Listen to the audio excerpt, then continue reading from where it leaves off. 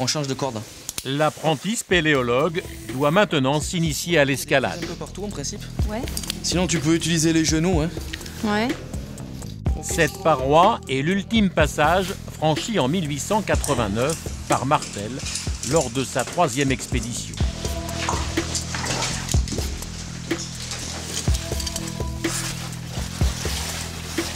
Après 45 minutes d'effort, Laurence découvre enfin ce lieu mythique pour tous les amoureux du monde souterrain. Regarde de ce côté. Ah ouais, quand même. Avance un peu.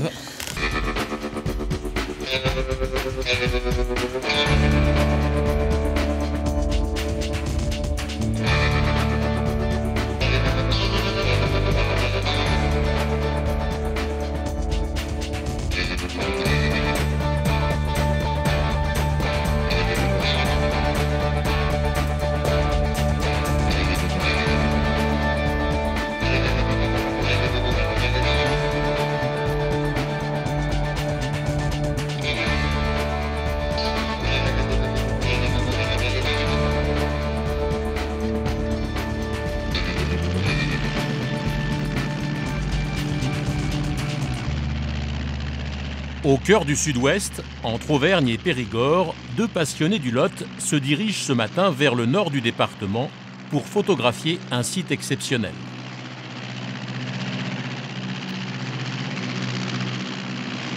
Robin Annette est architecte et pour la première fois, il survole sa région à bord d'un petit avion. Là, tu progresses à vue en fait. Hein. Oh oui. D'accord. Là, on n'a même pas besoin de GPS. Je connais la région vraiment comme ma poche. C'est Gilles Coldefy, éleveur de moutons et pilote amateur, qui est aux commandes. Il profite du vol pour faire découvrir à Robin la beauté du Quercy vu du ciel. Surnommé Terre des Merveilles avec plus de 400 édifices protégés au titre des monuments historiques, le Lot est une terre de châteaux et de villages magnifiques. Comme Saint-Cyr-la-Popie perché sur un escarpement rocheux dans un cirque de hautes falaises blanches. Un nid d'aigle féodal avec son église fortifiée.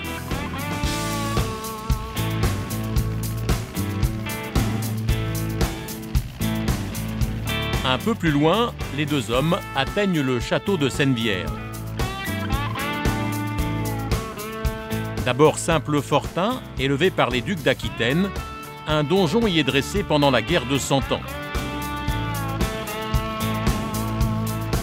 Agrandi à la Renaissance, Sennevières témoigne de 12 siècles d'architecture. Henri de Navarre, futur Henri IV, y séjourna souvent.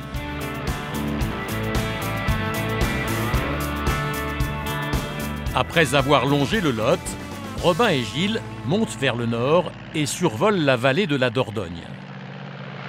On a l'Oubresac en face de nous, non? Ah oui, juste là, oui, ça c'est impressionnant.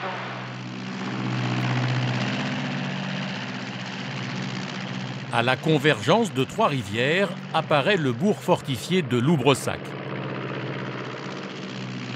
Robin y a grandi et a choisi de revenir s'y installer après ses études d'architecture à Toulouse.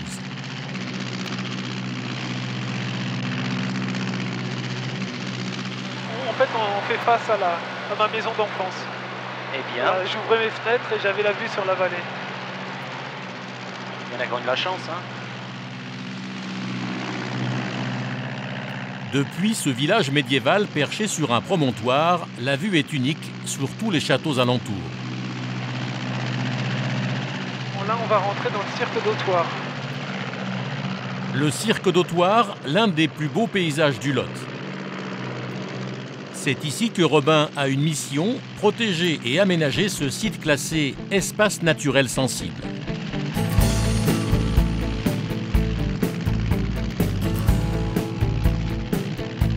Dans le creux de la vallée apparaît d'abord le village avec ses maisons du XVIe siècle, admirablement préservées.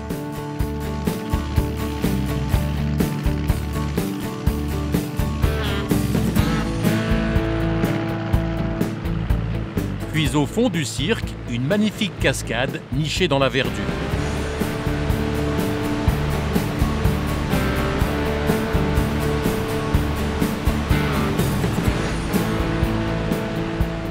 Enfin, dominant le bourg, une impressionnante falaise de 300 mètres de haut. Elle abrite les ruines d'une forteresse datant de la guerre de 100 ans, dont les murailles se confondent dans le soleil avec le calcaire de la paroi. Bah, je te dirais que les premières fois que je suis passé là, Tu l'as pas vu? je ne l'ai pas vu, oui. Le château des Anglais, un fortin défensif, bâti à flanc de falaise et protégé par un surplomb rocheux. Le château, lui, s'est installé vraiment sous le surplomb de la falaise. Donc il était protégé des assaillants et il pouvait les voir venir de loin. Depuis 2 ans, Robin travaille à sauvegarder les vestiges du château, mais il doit aussi aménager l'ensemble du site d'Autoire pour le rendre accessible aux visiteurs. Avec ses photos aériennes, il veut dessiner un plan en 3 dimensions du monument.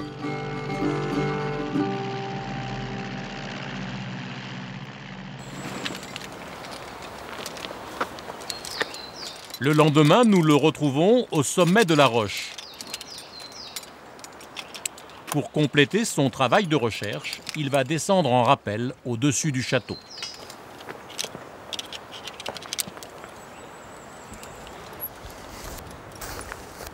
Pour assurer sa sécurité, il est aidé par des alpinistes confirmés. Et allez, ça y est, on va quitter le rocher et là, on va vraiment être suspendu au-dessus du château. C'est parti. Wouh! Robin veut observer sur les murs encore debout des détails invisibles depuis le sol. Le seul moyen pour comprendre la technique de construction employée à l'époque.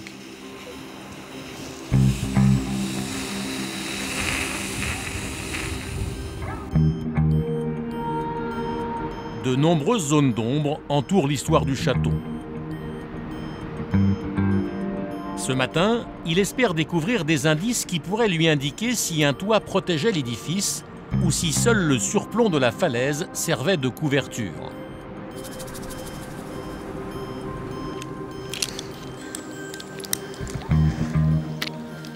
Très vite, l'architecte remarque des empochements, des trous creusés dans la falaise.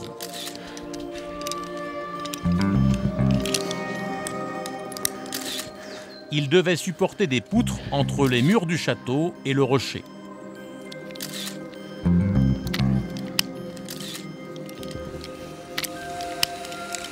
En observant aujourd'hui qu'un toit recouvrait probablement le monument, Robin fait une découverte d'importance, essentielle pour les travaux de consolidation. Alors, Beaucoup de choses. Au sol, l'architecte rejoint une historienne de l'art qui travaille avec lui à la sauvegarde du site d'Autoire. C'est celle qui est en encorbellement, juste au-dessus des corbeaux de Machicoulis. Anaïs Charrier étudie l'architecture médiévale du Lot. Il faudra quand même qu'on les démonte pour les remonter, pour les stabiliser.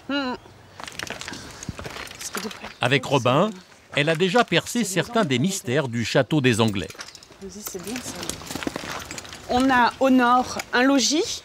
Donc on sait que c'est un logis parce qu'on a des dispositifs de confort, une cheminée avec un foyer, la haute triangulaire qui s'effaçait ensuite dans l'épaisseur du mur, les trous d'empochement du plancher du premier étage et un étage qui a été rajouté et on voit l'ébrasement d'une fenêtre. La première fonction de ce château, c'est d'être emblématique. C'est d'avoir une valeur dans le paysage, d'imposer la puissance du seigneur qui l'a construit, de celui qui en est propriétaire, dans le paysage. Dans les textes médiévaux, ces châteaux sont appelés des rocas. C'est ce contexte rocheux qui donne toute la valeur emblématique, la valeur symbolique à l'implantation de la tour.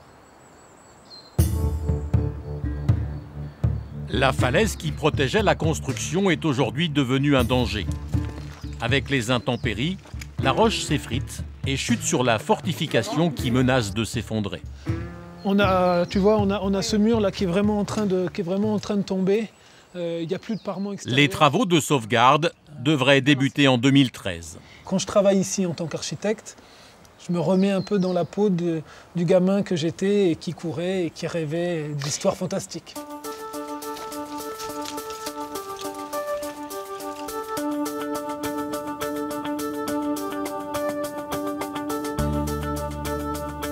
Nous quittons le cirque d'Autoire en direction d'un autre joyau de l'architecture du Moyen-Âge, Cahors, dans le sud du département.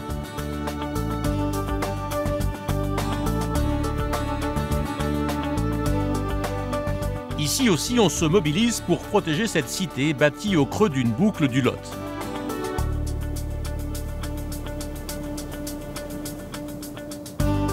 L'emblème de la ville, le pont Valentré, est inscrit sur la liste du patrimoine mondial de l'UNESCO.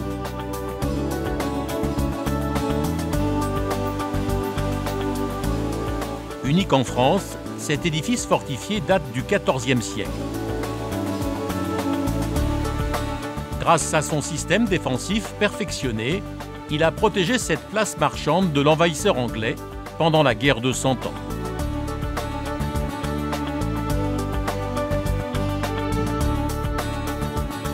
Dans la partie haute de la cité apparaît le palais d'Huez, avec son impressionnante tour carrée du XIIIe siècle.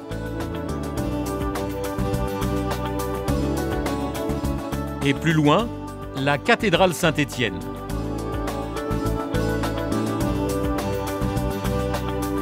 Un exemple rare en France d'architecture méridionale à coupole.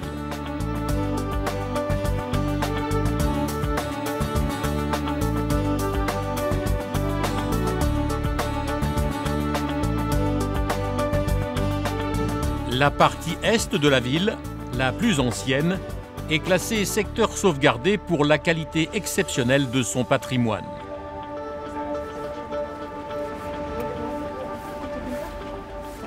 Nous retrouvons Anaïs, l'historienne de l'art, dans les ruelles du vieux Cahors avec Gilles Séraphin.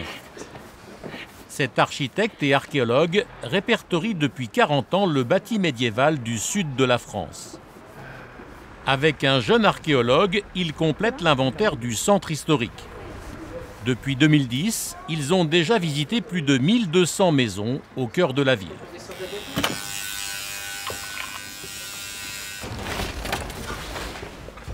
Aujourd'hui, ils entrent dans cet immeuble pour la première fois. Toute la cage d'escalier est La ancienne. calade, Il y a la calade de galets qui est importante, ça il faut la conserver. Photographie, notes, dessins, l'équipe étudie les moindres détails de la construction. Les chiffres est bon. Donc voilà. Là, le décor qu'avait vu Maurice Céleste avec... Le propriétaire pense avoir fait une découverte. Avec la frise de là-haut. Et avec une frise. Ah oui. Le décapage des murs dans l'escalier a révélé d'étonnantes peintures. Est aussi d'origine. Et alors, ce qui est amusant, c'est qu'effectivement, on est dans une cage d'escalier, Oui. mais on peut en déduire qu'on était dans la salle, là. En fait, on n'était pas dans l'escalier. Oui. Donc, l'escalier a été construit après. Absolument. Ou Au 18e reconstruit après. siècle. Voilà. Ces éléments décoratifs témoignent de la vie des Cadurciens au XVe siècle.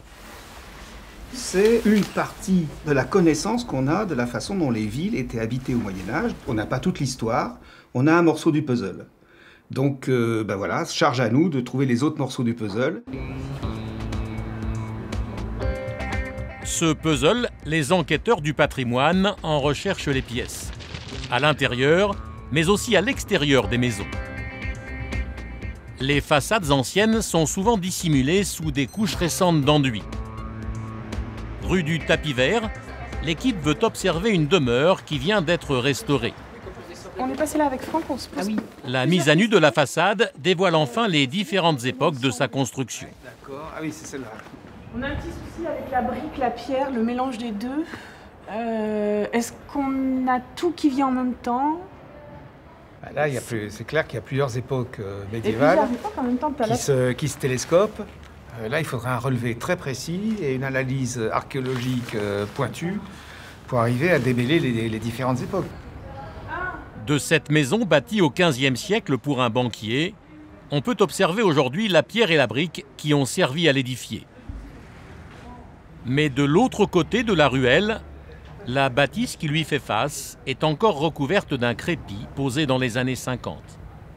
Face à face, on a cette maison avec cette très belle fenêtre, avec des réseaux très ouvragés, qui a été mise en valeur par le fait qu'on a fait tomber les crépis, donc on a décrouté la façade, qui révèle donc toute l'épaisseur architecturale et historique de la maison, alors qu'en face, on a une maison totalement crépie, donc voilà une maison telle qu'elle se présente avant restauration, avant intervention, mais on a des indices. Ici, vous avez 2 portes gothiques en pierre qui nous donnent la certitude qu'une fois le crépi tombé, on aura une maison qui a exactement la même valeur architecturale que celle qui est immédiatement en face et qui, elle, a été restaurée.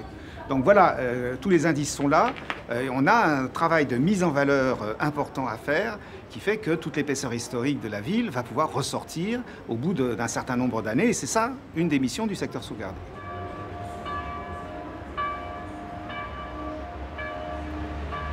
Avec le classement en secteur sauvegardé, les plus beaux édifices de Cahors retrouvent peu à peu leur éclat, comme cette maison, rue de la Dorade.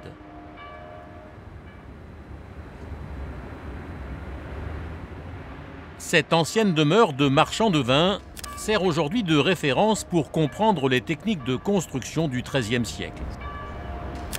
Il y en a 2 à Cahors et il y en a nulle part ailleurs en France. C'est-à-dire que là, on a des maisons qui ont été datées par des mesures scientifiques qui sont datées du XIIIe siècle.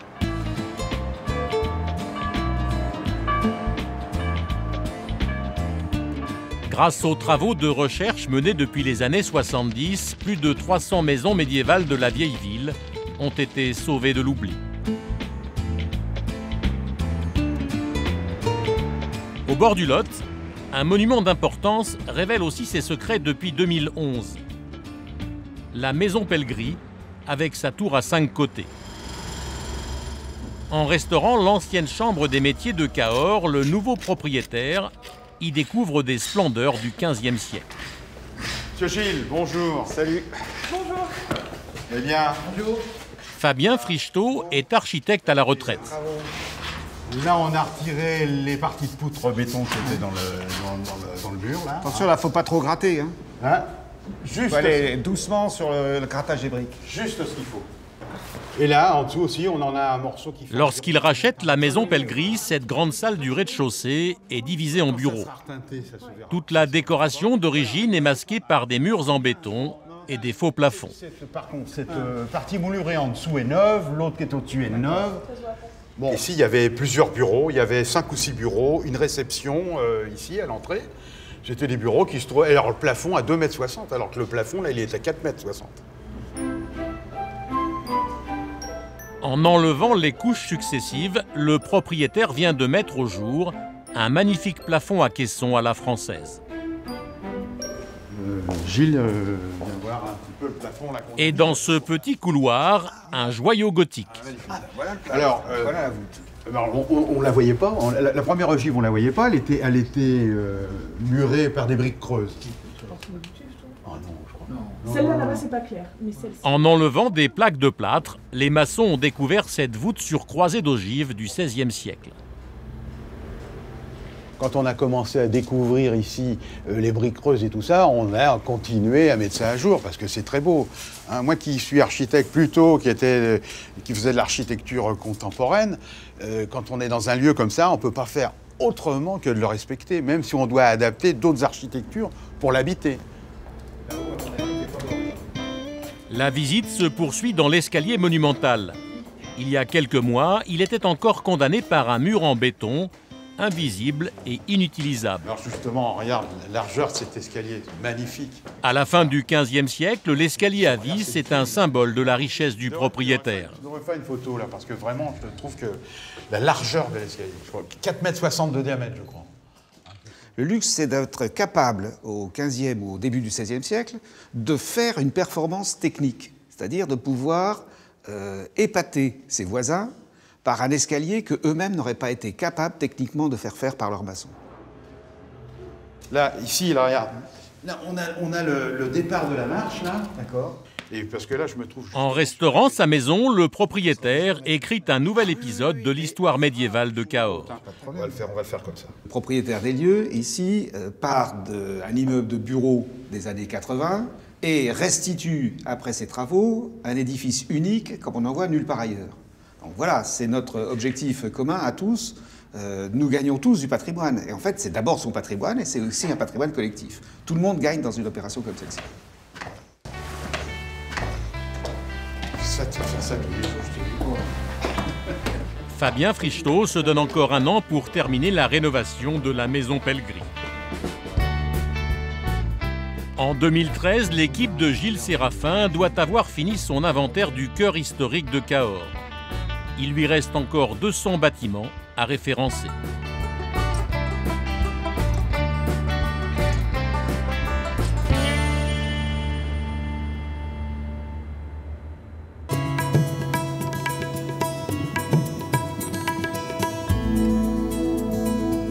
Retour dans le nord du département vers Prud'Homas et le château fort de Castelnau-Bretonnous, édifié par une grande famille du Quercy pour surveiller les ennemis venus du Périgord et de l'Auvergne.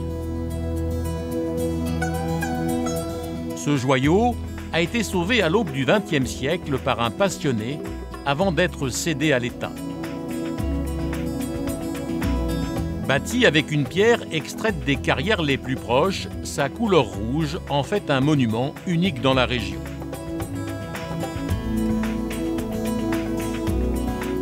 Il surplombe toujours les ruelles d'un village médiéval constamment habité depuis 9 siècles. Menacé de destruction, il est classé monument historique dès 1862. Mais il n'est définitivement sauvé qu'en 1896 par un enfant du pays haut en couleur, Jean Mouliéra. Ce ténor de l'Opéra Comique de Paris, grand amateur d'art, fait du sauvetage de Castelnau l'œuvre de sa vie.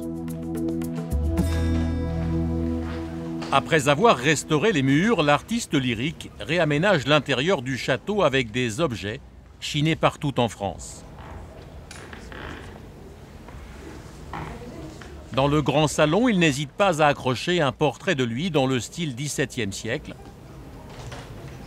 Dans l'ancienne salle de garde, il dépose les fenêtres pour les remplacer par un vitrail Renaissance provenant de la cathédrale de Quimper. Il y expose aussi une rare Vierge à l'enfant en bois polychrome du XIIIe siècle. Chaque été, Jean Mouliéra donne de grandes fêtes à Castelnau. Il y reçoit le tout Paris de l'époque, les écrivains Colette, Pierre Loti, le sculpteur Auguste Rodin et même Ranaval, la dernière reine de Madagascar. À sa mort en 1932, le monument est légué à l'État. Sur son testament, le chanteur a pris soin de coucher l'obligation de protéger les murs et l'ensemble de sa collection. Aujourd'hui, c'est une conservatrice qui veille sur ce château, vieux de 900 ans. Un monument, c'est pas un décor, c'est quelque chose qui fait partie du territoire, c'est quelque chose qui a vu passer avant nous des hommes, des femmes. Tous ces gens-là, même ceux dont on ne connaîtra jamais l'existence, ont marqué la pierre. Nous, on ne fait que passer, on continue cette œuvre-là. Et on participe à prolonger en fait cette histoire qu'ont vécu d'autres gens avant nous. Ce matin, elle attend 2 spécialistes de la protection contre la foudre. Père et fils, Didier et Anthony Dupuis posent des paratonnerres sur les principaux monuments de la région. Aujourd'hui, ils vont devoir travailler sur la façade du donjon du XIIIe siècle.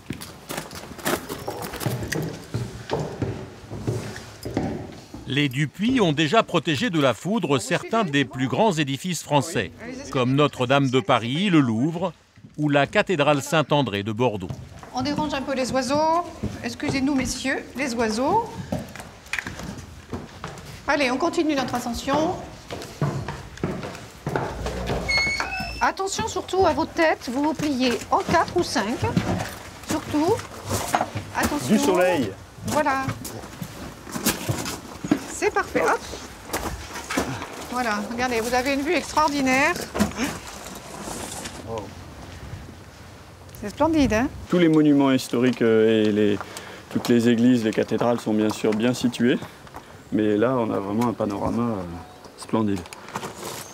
Dans le sud-ouest, les orages d'été peuvent être violents.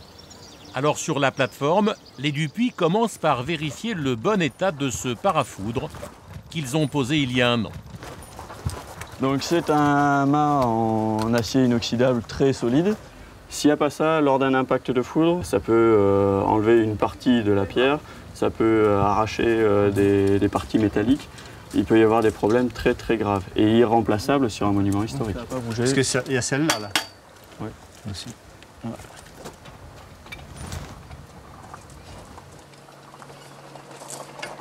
On ne peut pas faire d'essai sur le paratonnerre. On ne peut pas dire à la foudre, tiens, aujourd'hui tu viens là, on va faire un essai parce qu'on a terminé notre boulot. Donc là, il faut que tout soit rigoureusement fait, toutes les connexions, la qualité du début à la fin. C'est bon.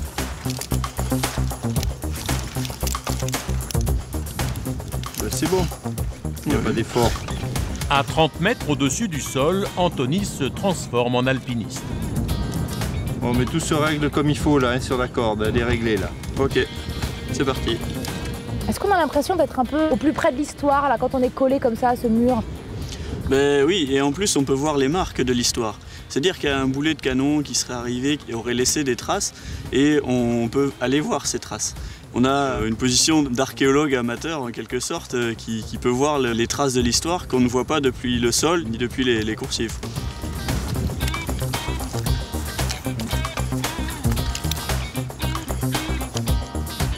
Pendant 2 heures, le technicien inspecte l'état du câble protecteur qui descend jusqu'au sol.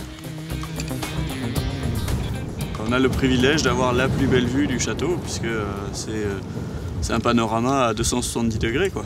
Là, on est au sommet du monde. C'est bon, Anthony? C'est bon. Qu'est-ce que ça donne? C'est resté en bon état, il n'y a pas de souci. Bon, tu vérifies bien les pierres, ouais. Donc qu'elles ne soient pas gelées. D'accord. Le gel est le pire ennemi de ces vieux châteaux. Il peut faire éclater la pierre et causer des dommages irréparables. Sous le regard de la conservatrice, Anthony en profite pour inspecter les gouttières. Berk. Ah, c'est crado là-dedans. Ah oui, il y a des choses dedans. Ça aussi, ça fait partie de la vie quotidienne des châteaux. Les oiseaux nichent partout et laissent des décombres de nid dans toutes les gouttières. Et ça les bouche. Mais c'est pas propre, hein. Là, ça va circuler mieux. Bon. Sinon, au niveau de la protection foudre, pour cette descente-là, elle est en Tout bon va état. bien. Il y a une tuile Déplacé. cassée. On l'a pris en photo, on vous le notera. D'accord. Voilà, je sens que ça va aller mieux. Une fois arrivé sur le sol, je me sentirai plus à l'aise quand même pour vous. En 2013, Pascal Thibault, la conservatrice, a prévu une restauration du mur de soutènement de la tour ronde du château. Castelnau-Bretonneux est un point d'entrée sur un territoire emblématique du Lot, le Causse du Quercy. Cet immense paysage marque la frontière avec les monts du Limousin au nord et le Périgord noir à l'ouest. Déforesté pour l'élevage des moutons, le Causse a été débarrassé de ces pierres qui ont servi à construire murets, clôtures et abreuvoirs.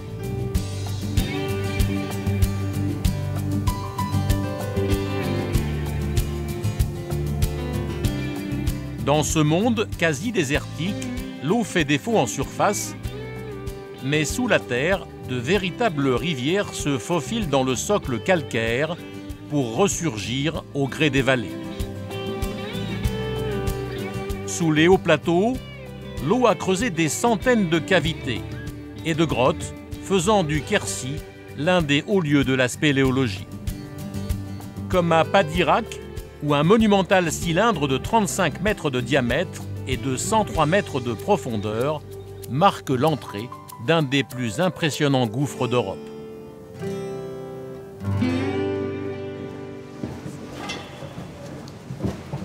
Il est 18 h, le site est fermé au public.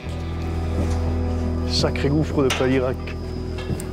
Vous y travaillez tous les jours? Nous avons rendez-vous avec Thierry Pellissier, l'un des meilleurs connaisseurs de Padirac. Il descend ce soir avec 2 jeunes guides.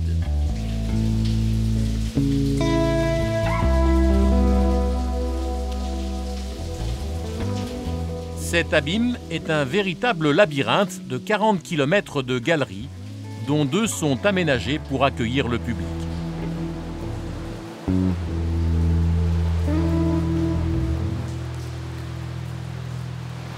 Thierry Pellissier est géologue. Ici, le creusement a été vraiment très rapide. Ça veut dire que Régulièrement, il vient suivre l'évolution de la grotte et conseiller les guides. verticalement. On va aller voir là, qui se trouve là. Depuis plus de 30 ans, il étudie les abîmes du Quercy. Ce qui fait la particularité de Padirac, c'est son gigantisme. Et c'est vrai que dans le Quercy, Padirac, c'est quand même un mythe, un vrai. Je suis passionné de géologie, je crois depuis que je suis né. En fait, le Causse, c'est un pays de cailloux et j'aime bien comprendre le milieu où je suis. Quelque part, ce sont nos racines qu'on recherche dans ces éléments-là, puisque ça nous raconte tout le passé lointain jusqu'à aujourd'hui. Et c'est sans doute ce que l'on cherche quelque part quand on est géologue. Parcourir le gouffre, c'est faire un voyage dans le temps. Le temps qu'il a fallu à l'eau pour sculpter le calcaire. Dans cette galerie, le niveau de l'eau était beaucoup plus élevé il y a plusieurs dizaines de milliers d'années. L'érosion des parois marque les différentes hauteurs de la rivière au fil des siècles. Le cours d'eau souterrain s'étale sur 20 km, mais seuls 500 mètres sont accessibles en barque au public. Laurence, Thierry et Anthony naviguent vers le lac de la Pluie. Ici, le ruissellement des gouttes venant de la surface donne naissance à d'étonnants stalactites.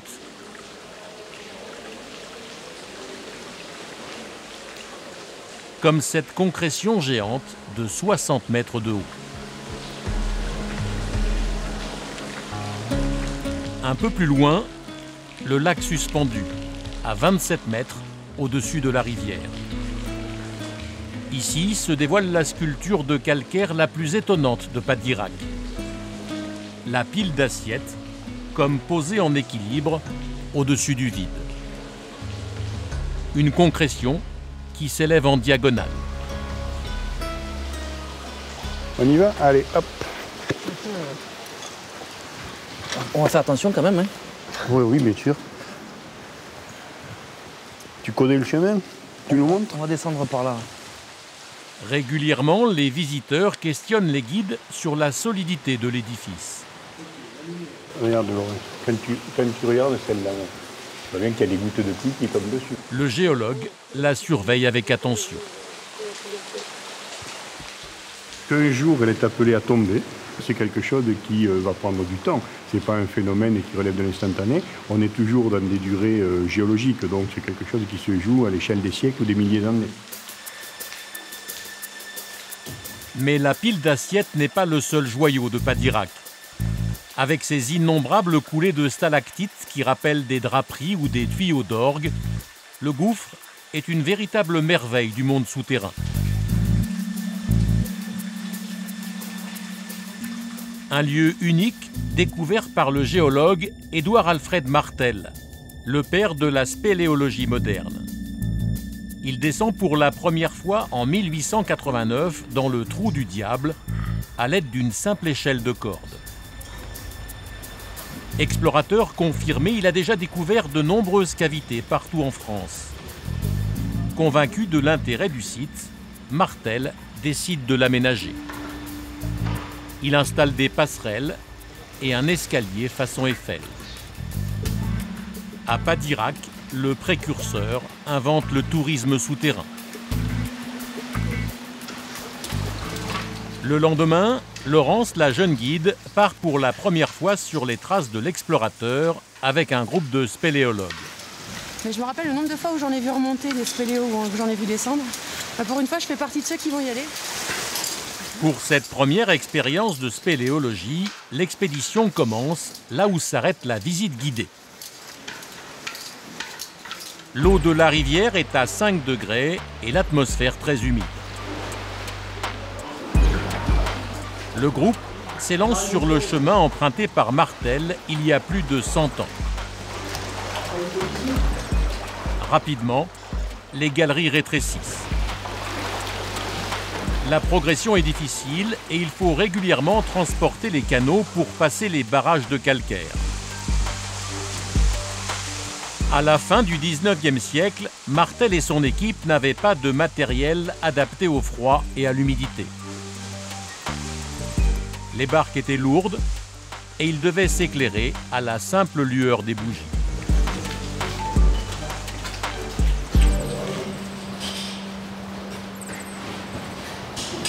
Dans les pas de l'explorateur, le groupe de Laurence traverse des passages étroits de calcaire tranchant. Ça va, Laurence? Ça va. Je te suis. Mais quelle aventure! Après 2 heures de progression, l'équipe rejoint une plage d'argile. Un des rares endroits secs et plats du gouffre. Ça va, Laurence? Oui, toi? T'as Pas besoin trop d'aide? fatigué? Ça va. On va préparer le casse-croûte. Qu'est-ce que vous avez pensé, vous, de la matinée? Bon, ça a été. J'avais plus d'appréhension quand même, hein. J'avais un peu plus peur. C'était plus le passage sur les tout petits canoës qui m'angoissait un peu plus. Puis en fin de compte, ça s'est très bien passé, quoi. Ça a été. Non, les garçons, j'ai pas froid. Tout à l'heure, on part où, en fait? On continue sur la suivante. La pause terminée, le périple reprend. Dernière épreuve pour Laurence, un obstacle de taille. La Grande Barrière. Une énorme masse de calcaire de 30 mètres de haut qui barre la rivière. Ok. Alors Laurence, ce que tu vas faire, Ouais. celle que tu avais là, c'est très bien, celle de la gauche. Tu vas venir comme moi. Ouais, m'assurer de l'autre côté en fait. Voilà. On change de corde. L'apprenti spéléologue doit maintenant s'initier à l'escalade. Un peu partout en principe. Ouais. Sinon tu peux utiliser les genoux. Hein. Ouais. Cette paroi est l'ultime passage franchi en 1889 par Martel lors de sa 3e expédition.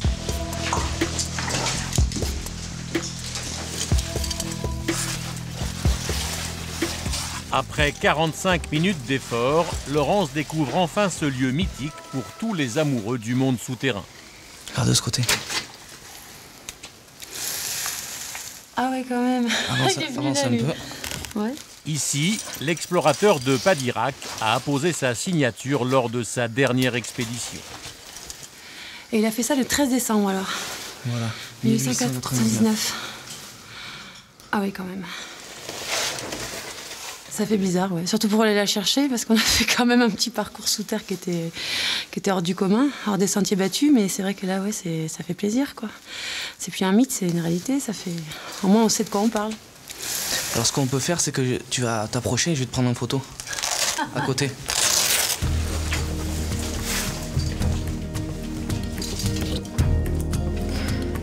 Demain, Laurence guidera de nouveaux visiteurs. Ok, merci. C'est un souvenir, ça? Elle pourra leur transmettre sa nouvelle expérience au cœur du gouffre de Padirac.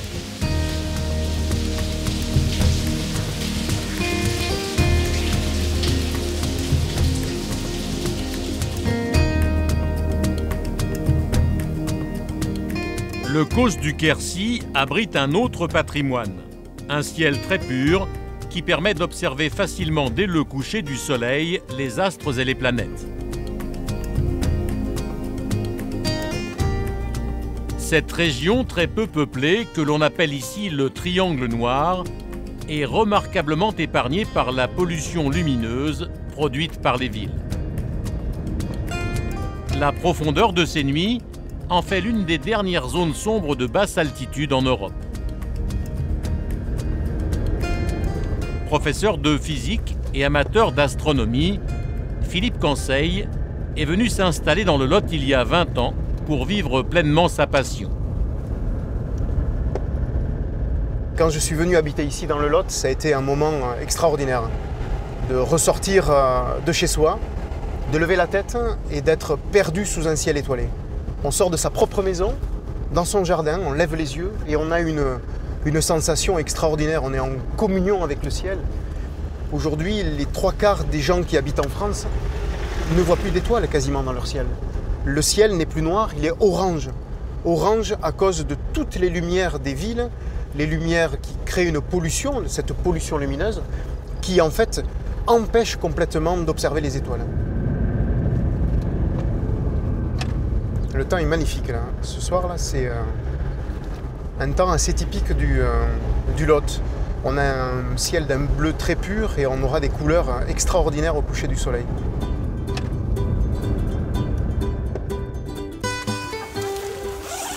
En fin de journée, au cœur du Triangle Noir, Philippe retrouve des élèves de son collège, membres de son club d'astronomie.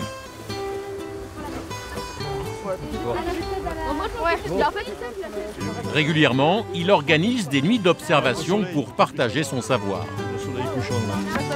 Donc le nord, l'ouest est là, le nord il est par là. Bernard Delleris, un autre astronome amateur, est venu lui prêter main forte pour encadrer les jeunes élèves. Ils dormiront tous sous la tente pour profiter pleinement du ciel étoilé tard dans la nuit. Une tente avec le temps de mettre les piquets, de mettre tout. On met plus de temps à s'installer pour dormir que pour observer maintenant.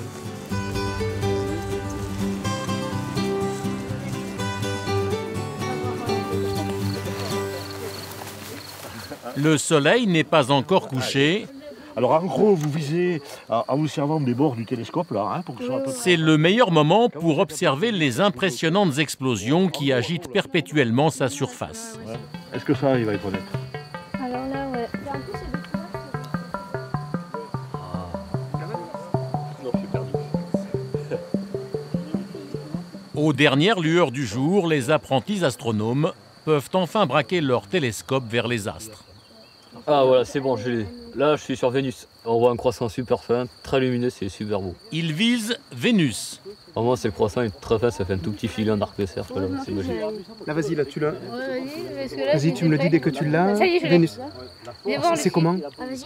Presque aussi grande que la Terre, cette planète du système solaire ne dévoile ce soir qu'un tout petit croissant. On dirait que c'est la Lune. Tout. C'est bon, tu es prêt là pour la Lune? Elle est bien placée?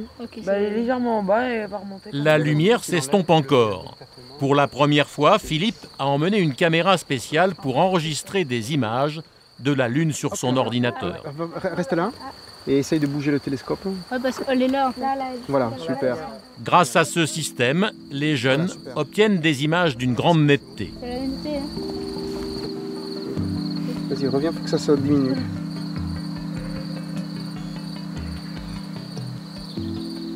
Il est 23 h, le ciel du Lot est enfin noir.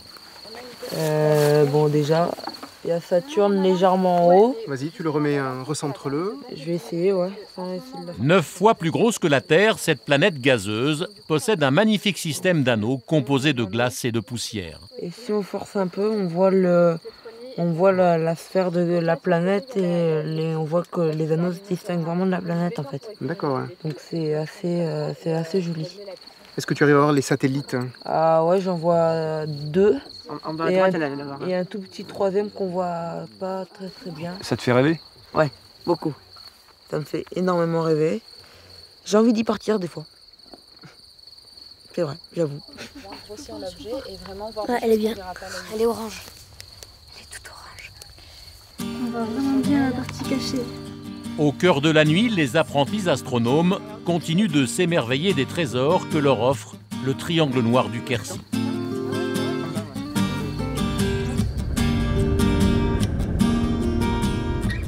Ce ciel pur du Causse, de plus en plus rare en France, Philippe Conseil se bat pour le protéger. Depuis 4 ans, il sillonne les villages avec des agents du parc naturel pour faire signer une charte de protection de l'environnement nocturne. On va dans un village qui a pris une décision très forte. Très forte parce qu'ils ont décidé de faire une extinction des éclairages du village en deuxième partie de nuit. Chaque victoire pour chaque village, ça nous permet d'avoir plus de force, de parler avec les gens et de leur dire que ça se fait ailleurs, qu'il n'y a absolument aucun problème. On a vraiment très envie que dans le territoire, beaucoup de villages le fassent. Ce soir, Philippe est attendu à Beauregard, la 4e commune du Causse, à s'engager pour limiter la pollution lumineuse. Très bien. On me suit très bien, donc on va mettre une table.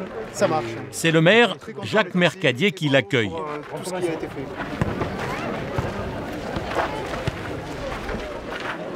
Mesdames, messieurs, alors nous avons tenu à organiser cette fête de la Nuit Noire ce soir à Beauregard.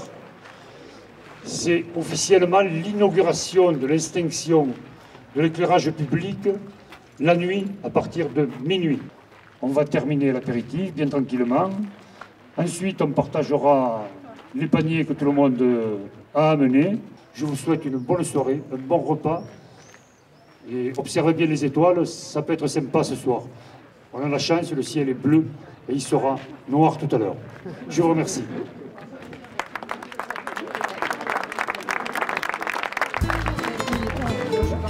Pour cette grande soirée, Beauregard a mis les petits plats dans les grands en attendant la nuit noire. Tous les habitants sont venus fêter l'événement. Regarde les jolis papiers. Regarde les jolis papiers.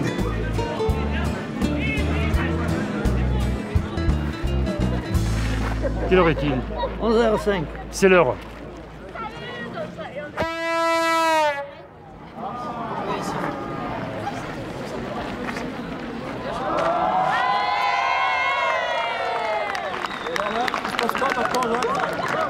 Maintenant, on va pouvoir observer les étoiles. La nuit est noire, le ciel est noir, tout va bien. Je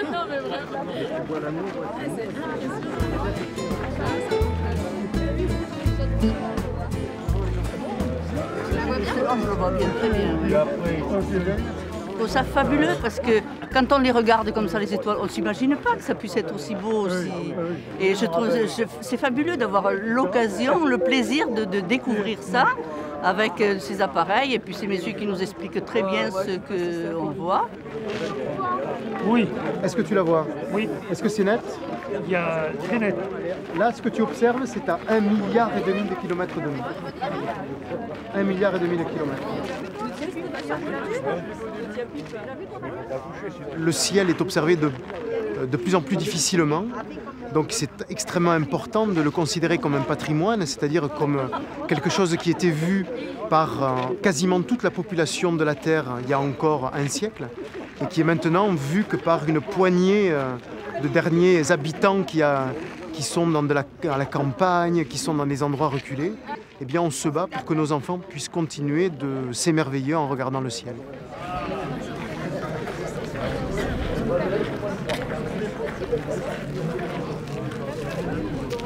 Philippe espère encore convaincre une dizaine de villages du Triangle Noir de se protéger des lumières artificielles.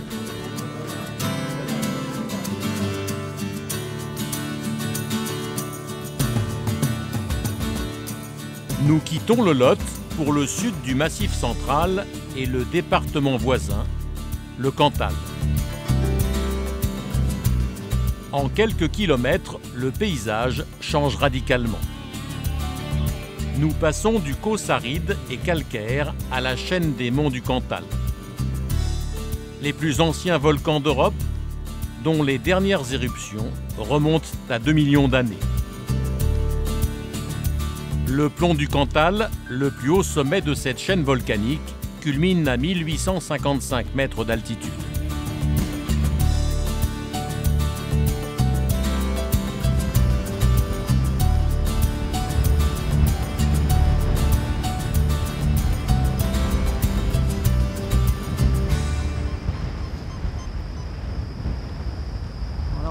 Ce matin, au-dessus de la vallée de Brézon, au cœur du massif, les parapentistes sont nombreux. C'est plus grand que ça, le Cantal, ça ne s'arrête pas au Puy-Marie. On lit des espèces d'émagrammes qui nous donnent les conditions en altitude. Marc, un pilote chevronné, s'apprête à décoller avec un néophyte. Par exemple, il y a des copains qui sont là pour voler, d'autres. Et eux, ils espèrent partir derrière et faire peut-être 50, 100 km. Alors, tu vois, il y en a déjà qui sont en l'air. Hein, mais on voit, bon, lui, c'est un copain, là, il tient un petit peu, mais il cherche, et il n'est pas si bien que ça. Et on voit les autres qui tiennent facilement sur le rocher. Alors pourquoi le rocher? Parce qu'il y a une forte verticalité, et le vent s'appuie sur quelque chose de très vertical, et crée une espèce d'ascendance dynamique du vent qui monte. D'accord. C'est un peu stressant là? Ça va le faire, je pense. Si je suis venu jusque-là, que j'ai monté la montagne, maintenant je peux la descendre. Qu'est-ce qui vous fait peur un peu dans ce vol? Eh bien, aller un peu dans les airs pour la première fois, c'est pas forcément évident, hein. Mais bon, je fais confiance à Marc. J'ai décidé de faire confiance à Marc. Bon, on découvre le matériel? Allez. Alors. Regarde.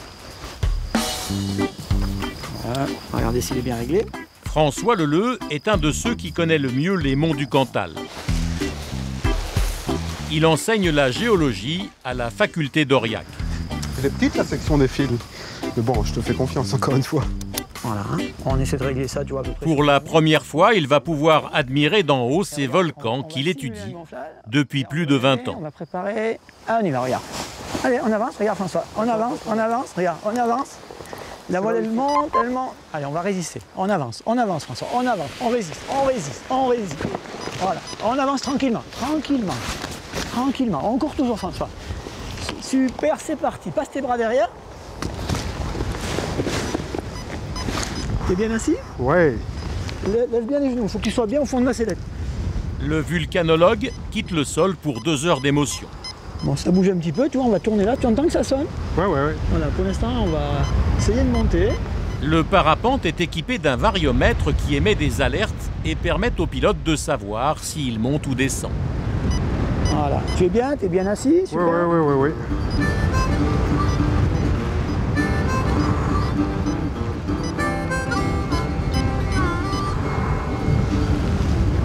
Ça va? Là, ça bougeote, hein, l'air, c'est quelque chose qui est vivant.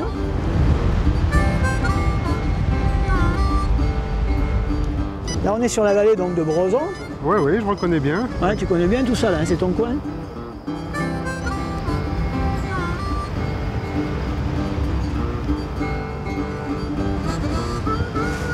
Le rocher de la Boile juste à côté de nous, là. Au rocher de la Bouale, on peut encore observer les traces des dernières explosions volcaniques.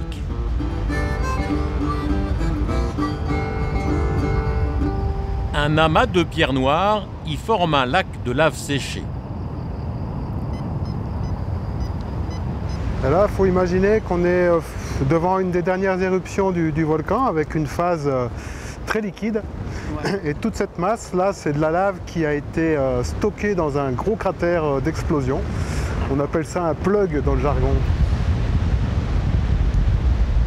Le but du vol, ça serait d'aller sur la butte qu'on voit devant nous là, là, et d'essayer de monter et d'aller vers le plomb. Mais bon, on va essayer, hein, on va essayer. Voilà, il n'y a rien de gagné, on essaye. Tu restes penché, n'aie pas peur, François, penche-toi à droite. Voilà. Pour un baptême, les conditions aérologiques sont difficiles. Wow. Allez, on est bien là, tu regardes, on tourne. C'est un peu impressionnant? Ah oui, là, excuse-moi, mais j'ai le cœur qui balance là. Dans les forts courants ascendants, le parapente s'élève parfois brutalement. Waouh!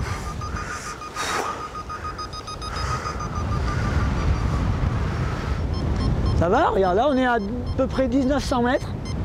Oh, on voit le Puy-Marie, regarde François. On voit sortir. Ah, on voit le Puy-Marie. Mais après 1 heure de vol, vient le temps de la récompense pour le géologue. Il peut admirer le plus majestueux des sommets du Cantal, le Puy-Marie, à 1787 mètres d'altitude.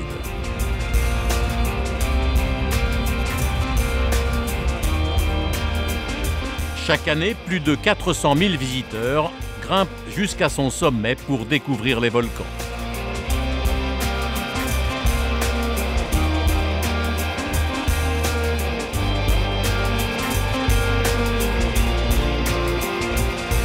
Puis le parapente longe le puy Grioux. Plus petit, mais tout aussi spectaculaire, avec sa forme de cône quasi parfaite. Alors Puy-Marie et Puy-Grioux sont des volcans plutôt explosifs, qui ont de la lave pâteuse, qui ont fait des dômes. Ouais. Et ces dômes, comme le reste, ont été sculptés par les glaciers, ce qui leur donne une forme un peu pointue. Donc l'aspect pointu, c'est l'effet de l'érosion.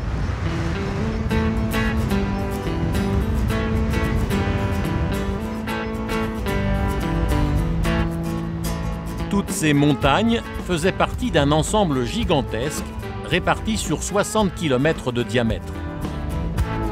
Ils formaient ce qu'on appelle un stratovolcan.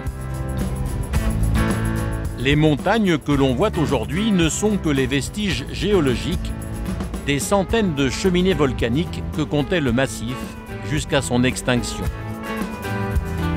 Ici, certains sommets dépassaient les 5000 mètres d'altitude.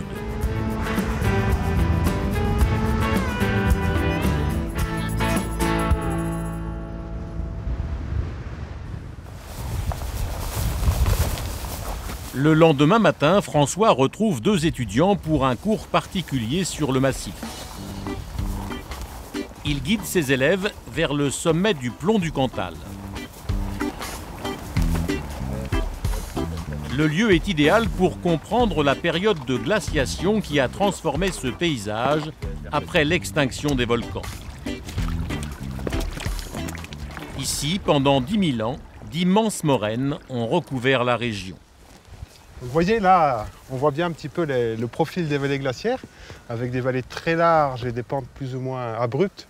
Et imaginez qu'il y ait 13 vallées comme ça qui découpent un petit peu le stratovolcan et que la glace, non seulement remplit les vallées, mais progresse vers le bas. Donc imaginez que pour ici, il y ait 2 langues de glace qui se rejoignent pour faire la vallée de l'Épi. Et c'est en progressant vers le bas qu'elle fait un système de rabots qui fait que la vallée se retrouve très large. Est-ce que c'est un bloc qui avance ou est-ce que c'est un bloc qui s'agrandit? Alors c'est un bloc qui naît au cirque glaciaire. Donc la glace se produit au cirque et progressivement elle descend.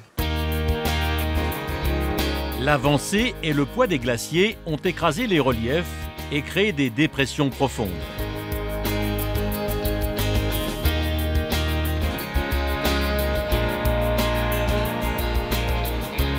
Au fond des vallées, la glace a donné naissance à des rivières, comme ici dans les gorges de la Truyère.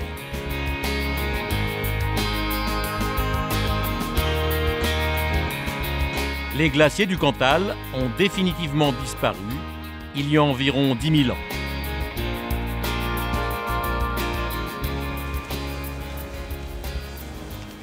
Pour François, Mathieu et Clément, la randonnée d'études se poursuit vers la ligne de crête. Wow, avec les gentianes printanières en plus. Oh, ça c'est beau, j'adore.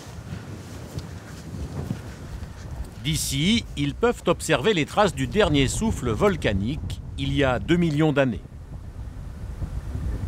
C'est pas mal comme journée de cours, on est mieux quand... C'est propre, rien à dire. Rien à dire. On est pas mal. C'est le bon cadre pour apprendre. Il n'y a pas de table, il n'y a pas de banc, mais c'est pas mal.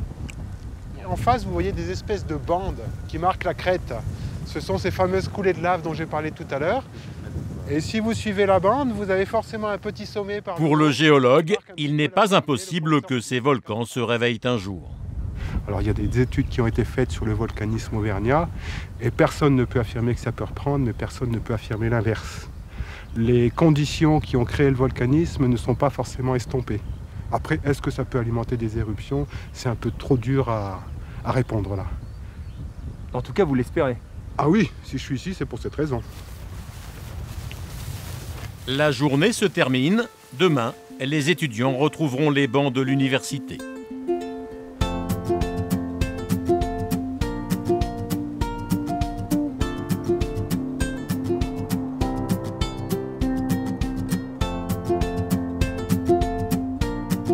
Tout le nord du Cantal est façonné par le volcanisme. La lave a donné cette teinte sombre aux constructions, comme à Salaire, considérée comme la plus belle ville du Cantal.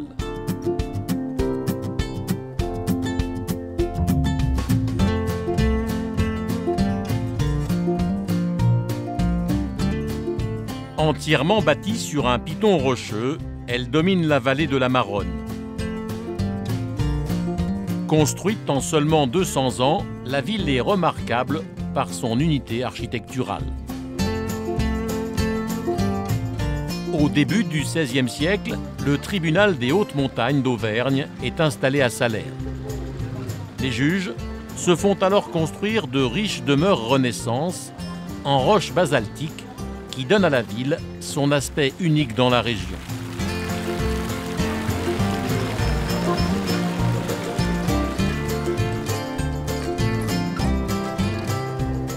La cité donne aussi son nom à une race de vache particulière, la salaire. Rustique, adaptée à la montagne, c'est l'emblème du Cantal.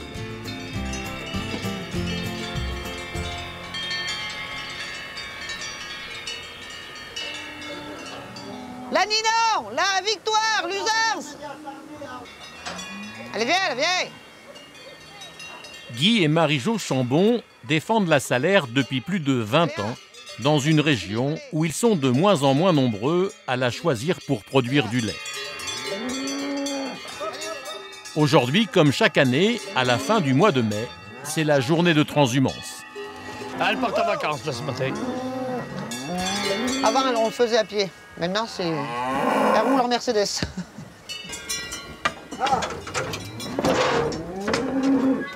La transhumance, c'est spécial, quoi. On est debout depuis 3 h du matin pour avoir fait la traite avant de les embarquer. Et bon, c'est une nouvelle vie qui commence. Une vie de buron. Une vie de patachon.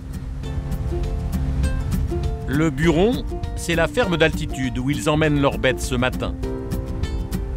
Pour le troupeau des Chambons, direction le col de Néronne, à 1250 mètres d'altitude. Guy suit en voiture le camion qui transporte son troupeau. Son père et son grand-père élevaient déjà des salaires dans la vallée, alors la transhumance, il la pratique depuis toujours. J'ai toujours aimé ça. D'ailleurs, quand on transhumait, même petit, j'allais pas à l'école ce jour-là. Monter les vaches à la montagne, c'était un événement. Mieux que le Père Noël. Chaque personnage a quelque chose d'ancré en soi. Et moi, c'est ça. Quand vous voyez ces belles montagnes avec une belle salaire dessus, c'est pas beau?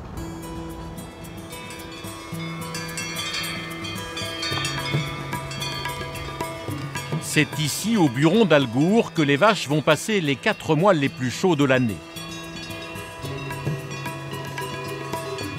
Dans la région, ils ne sont plus que 3 comme Guy Chambon, à s'isoler en été sur les hauts plateaux pour y fabriquer dans la tradition un fromage d'exception, le salaire. Il y a 50 ans, il y avait encore 1000 burons en activité dans le Cantal. L'isolement et la pénibilité du travail ont fait disparaître peu à peu les buronniers.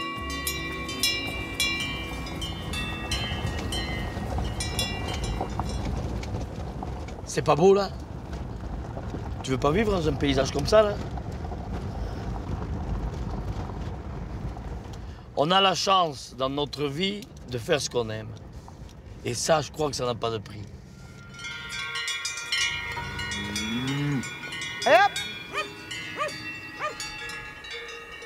À peine arrivé, Guy se met au travail et installe une clôture. Un espace dans lequel il pourra traire les vaches sans abîmer le reste de la prairie. Les pâturages variés des monts du Cantal donnent un goût unique au salaire. Cette herbe, elle est fine. C'est pas grossier, c'est fin. Il y a de la réglisse, la gentiane, il y a de tout, là. Oui. Il y a un mélange de flore, donc il n'y a pas besoin de regarder, on est sûr de nous. On sait que c'est bon. Ici, elle laisse rien. Elle ramasse tout. C'est comme un bon restaurant ici. Voilà, c'est tout. Elle vide l'assiette. Si vous avez de la bonne herbe, vous aurez du bon lait. Et après, à vous de fabriquer du bon fromage. Après, c'est autre chose.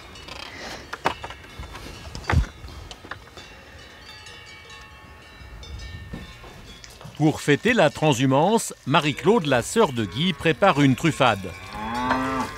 Un plat à base de fromage. Allez, viens. La truffade, c'est des pommes de terre rissolées avec de la tome fraîche. C'est une spécialité de chez nous. Il ne faut pas de la tome tout à fait fraîche, il faut qu'elle ait 2 ou 3 jours. Et oui. Elle va être bientôt prête, regarde si elle est belle.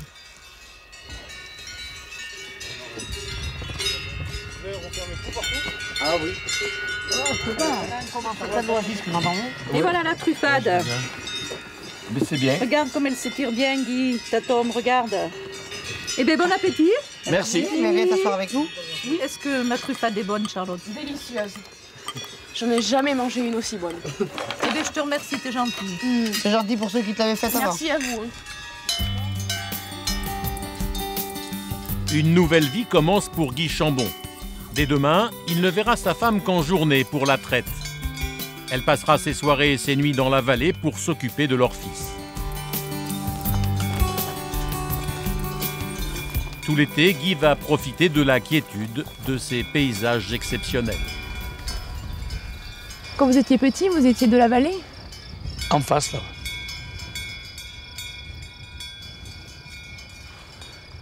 Quand je suis arrivé là-bas, j'avais 5 ans. Donc j'ai été élevé là-bas. Et on partait à pied de là-bas pour venir à la montagne. Regarde ce versant là-bas avec les arbres, les couleurs. C'est pas beau. T'aurais vite fait un tableau là. Ça, c'est ma vie, ça. Tu peux pas aller ailleurs quand même. C'est pas possible.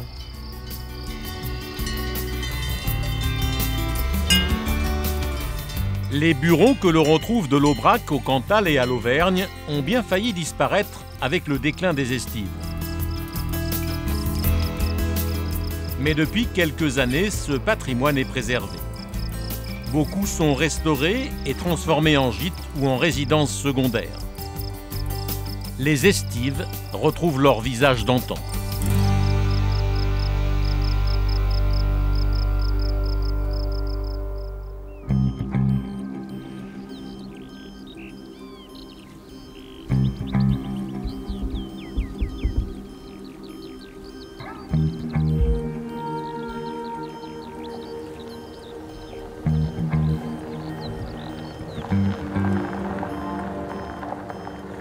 Il est 4h30 du matin.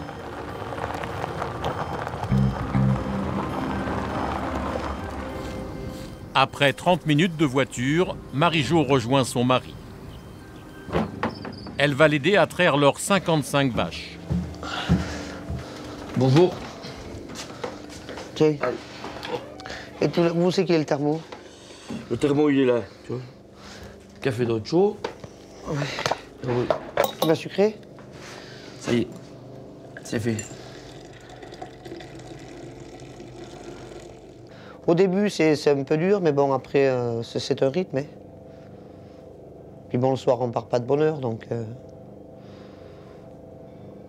C'est une vie de célibat, finalement, pour tous les deux, là. Ah oui. Ouais.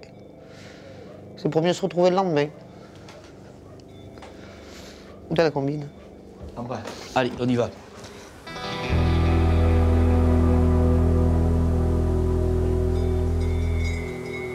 Vaillante! Hey! Hey! Hey! Viens, viens, ma fille, viens! Hey! Viens-nous, viens! Viens, viens! Hey!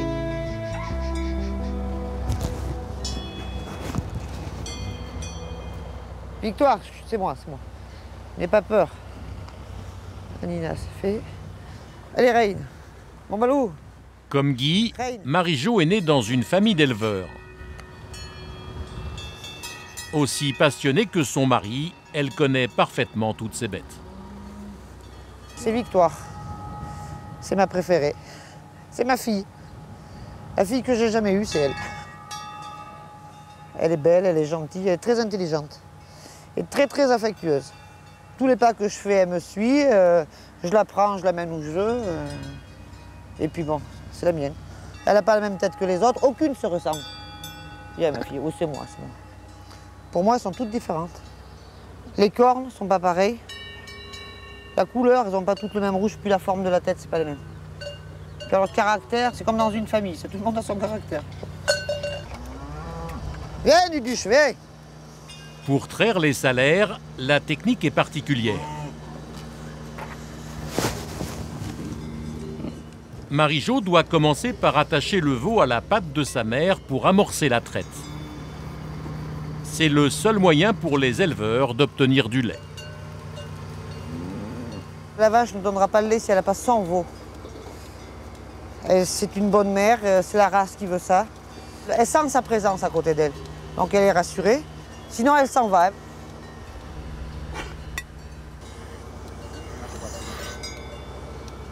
Sois sage. Viens là, viens. Sois mignonne, viens.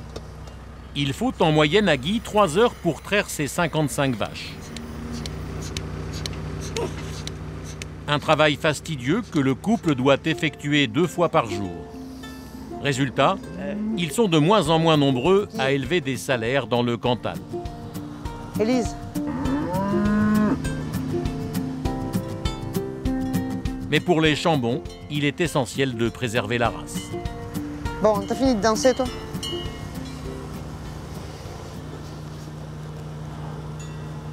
C'est les plus belles, hein. Il n'y en a pas d'autres comme ça, hein. Vous ne trouverez pas une autre race comme ça?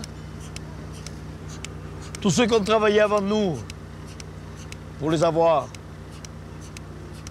il faut bien quand même garder quelque chose. Une trace. Qu'est-ce qu'on va laisser aux générations futures? Rien du tout. Ils ne sauront même pas qu'est-ce que c'est une salaire. C'est un monument vivant. Hein.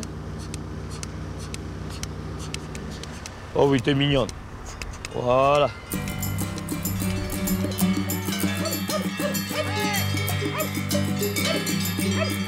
L'élaboration du fromage doit commencer immédiatement après la traite. Le salaire de tradition se fabrique avec du lait encore chaud. Autre élément incontournable, le lait doit cailler 1 heure dans un récipient en bois de châtaignier que l'on appelle ici une gerle. Pour faire cailler le lait, il faut des ferments lactiques. Et le bois, il les a naturellement. Donc il n'y a pas besoin de les apporter. Alors que si vous caillez dans de l'inox, tu es obligé de mettre des ferments. Et c'est ça qui donne les arômes et tout. Si votre gerle ne travaille pas, vous pouvez mettre le meilleur fromager, ça ne fera pas. Hein. La gerle, c'est l'élément essentiel. Une fois la masse solide obtenue, la tome fraîche est émiettée puis salée.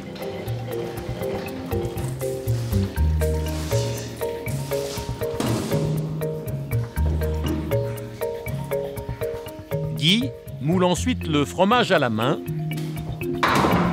avant de le presser. Et voilà, le salaire est né. Mais avant d'être dégusté, le salaire devra être affiné au moins 3 mois en cave. À la fin de la saison, Guy Chambon aura fabriqué plus d'1 centaine de fourmes.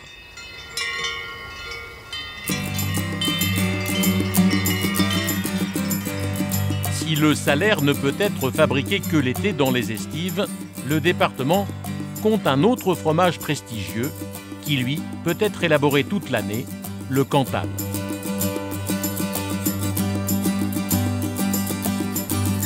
Pour garantir la qualité de ces appellations, un nouveau métier est né, il y a 30 ans, la profession de gradeur.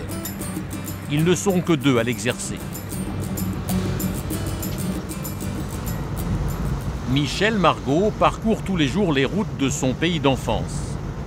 Il est le plus ancien gradeur en activité. Il goûte et note tous les fromages du Cantal avant leur commercialisation. Le Cantal a fait vraiment partie de ma jeunesse. Moi, ça faisait partie, à l'époque où j'étais enfant, ça faisait partie de la nourriture de base, quoi. Le pain et le fromage, c'était la nourriture de base. C'est carrément un souvenir d'enfance, quoi, que j'ai toujours gardé et j'adore ce fromage.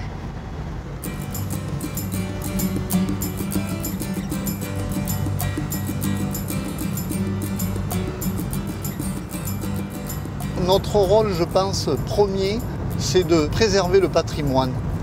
Et le Cantal fait partie du patrimoine.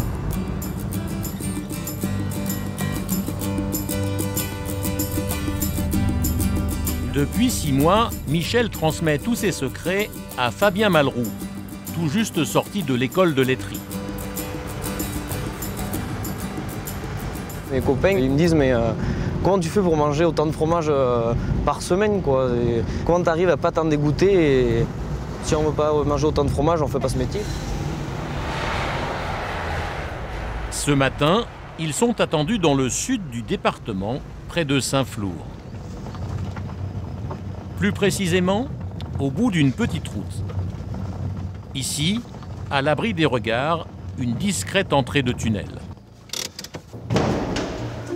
Tu vas aller monter quand? Fin juin, par là. C'est impressionnant comment on sent l'humidité. Cette construction abrite l'une des plus grandes caves d'affinage du Cantal. Jusqu'en 1945, des trains circulaient encore ici. À la fermeture de la ligne, le tunnel est transformé en cave. La température et l'hydrométrie sont idéales. Dans ce véritable coffre-fort sont entreposés aujourd'hui presque 3000 fournes. 3 sortes de Cantal sont stockées ici. Le jeune, l'entre-deux et le vieux qui doit être affiné au moins 8 mois. Le début du lot, il doit être là en bas, le début du lot. Avec l'affineur, Michel vient aujourd'hui perfectionner l'apprentissage de Fabien. Il va devoir grader un lot de Cantal entre deux qui affine ici depuis 4 mois. Le premier critère, c'est l'aspect extérieur. Bon, là on est d'accord qu'on a un fromage quand même qui est plutôt magnifique, quoi. Hein. Tu vois, regarde, un bon contraste, un boutonnet qui a du relief. Le boutonnet, le relief de la croûte. Plus il est régulier, et plus la qualité du fromage est bonne. Voilà. Et ce qui est intéressant, c'est qu'on voit qu'on a un lot quand même qui est relativement homogène. Pour la deuxième étape, le contrôle de la pâte, il faut utiliser une sonde. Tu vois, tu observes, et ça va te parler. La façon dont le fromage a sondé, la façon dont la carotte remplit la sonde, si tu veux, ça pour toi déjà, tu vas avoir une idée de la qualité du fromage. Donc de là, déjà on voit une sonde bien faite, une pâte bien ferme. Le critère le plus important, c'est la texture. Sachant qu'en Cantal, si tu veux, on va rechercher une pâte plutôt ferme et souple. Il y a un exemple qu'on peut prendre souvent, c'est l'exemple de la meringue. Où la meringue, c'est ferme, c'est dur, tu vois, mais c'est quelque chose de très fondant. Alors que dans l'esprit de beaucoup de gens, la meringue, c'est pas fondant. Pourquoi? Parce que ça a ce côté craquant. Mais tu mets un bout de meringue en bouche, tu fais rien, ça disparaît. Ensuite, on va goûter le fromage. Tiens, Pierre. Enfin, l'apprenti peut juger les arômes du fromage. On voit bien l'aspect fondant. Oui, tout à fait, ouais. Ça roule pas en bouche, ouais. Le goût, bonne intensité. Oui, tout à fait, ouais. Enfin, c'est vrai qu'à l'aveugle, on reconnaît bien que c'est un entre-deux, quoi. Oui, tout à fait. On va retrouver le goût, des arômes un peu de crème fermentée, si vous voulez, et le côté herbacé. On retrouve ce côté foin, herbe qui ressort. Donc là, ce fromage, tu le noterais comment, alors? Pour moi, c'est un goûtage parfait qui répond vraiment aux critères du cahier des charges. Donc pour moi, je mettrais la note maximale. Voilà, tout à fait. Oui, je crois qu'il n'y a pas d'ambiguïté là-dessus. Ce sont des très beaux fromages. Dans 2 ans, Fabien pourra travailler seul dans les caves d'affinage. Il deviendra alors le 3e gradeur à veiller sur ses trésors.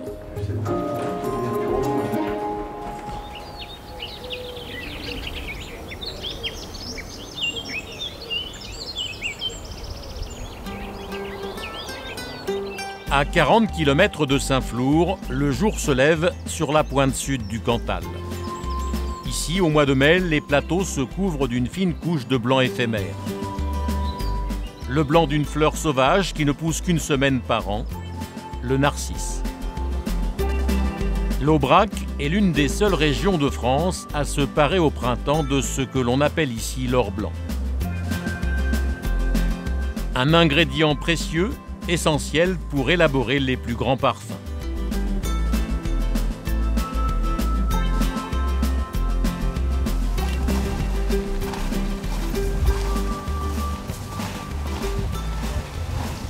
Ce matin, 12 élèves de l'Institut de parfumerie de Grasse, la capitale mondiale du parfum, parcourent les champs de narcisses du Cantal. Ils viennent des États-Unis, d'Italie, d'Inde et même de Taïwan. Parce que quand on ramasse les fleurs de narcisse, on ne peut pas être sélectif au point de... Ils sont guidés par Jean-Charles Niel. Après 35 ans passés à créer des essences pour les plus grandes marques, ils transmettent aujourd'hui tout son savoir.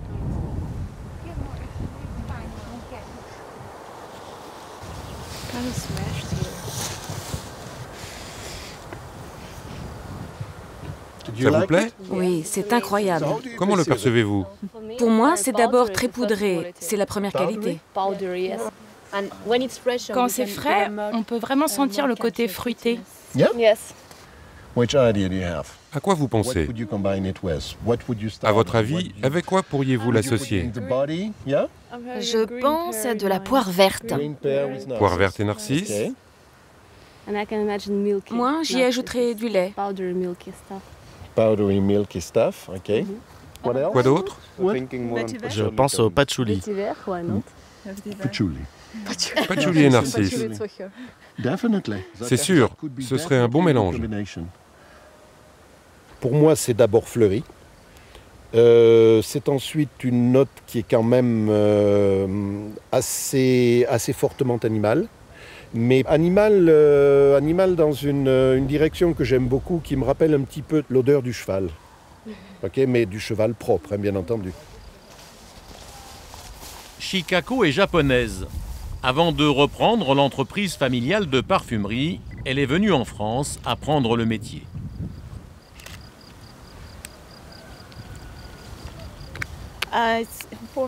C'est la première fois que je vois des champs de narcisses. C'est tellement beau. Alors je prends une photo pour garder un souvenir.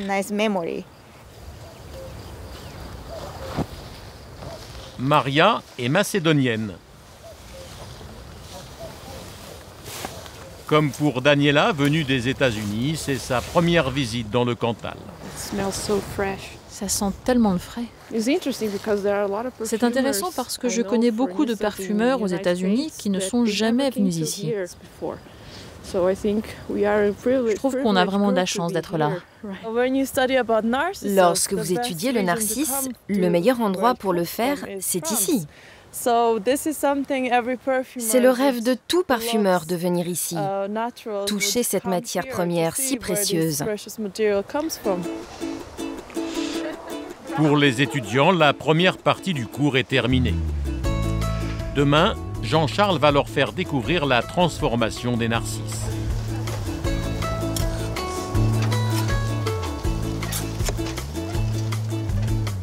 Sur tous les plateaux de l'Aubrac, la semaine de récolte a commencé.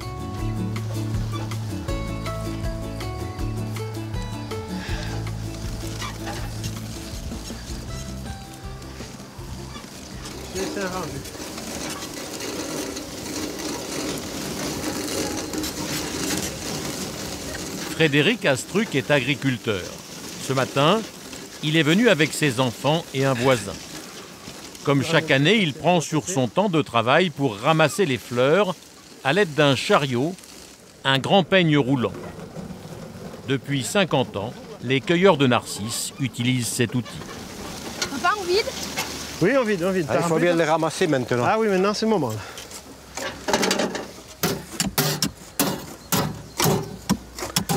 Il y a quelques pissenlits encore.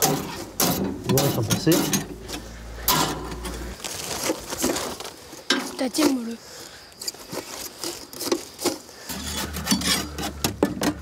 C'est le premier chariot que mon père avait fabriqué, ça.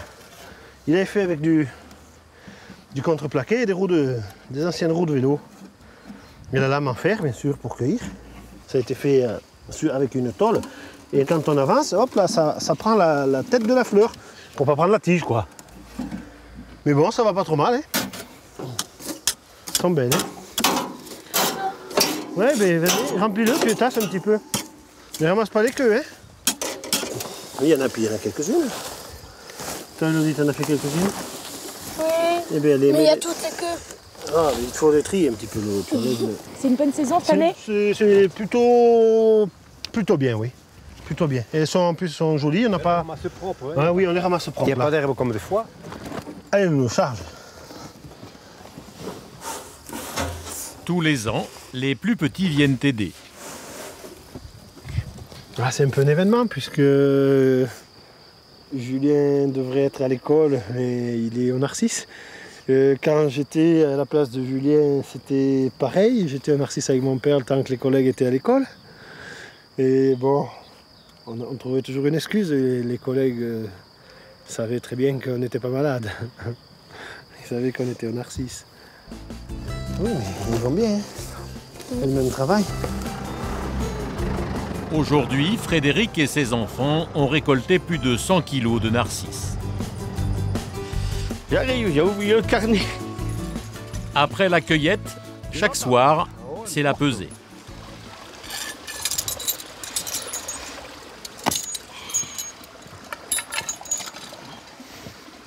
Robert Gabriargue est collecteur. Il récupère toutes les fleurs de la région pour les livrer très vite dans une usine de transformation à quelques kilomètres d'ici. Alors, 14. Et elles sont blanches, celles-là. Elles sont bien belles. Hein. Les narcisses sont fragiles et risquent de fermenter s'ils restent trop longtemps dans les sacs. Là, on a toutes les fleurs à ramasser. Quelle heure qu'il soit, qu'il fasse un orage et tout, il faut ramasser les fleurs. Parce que si vous ne les ramassez pas ce soir, demain, elles sont pourries.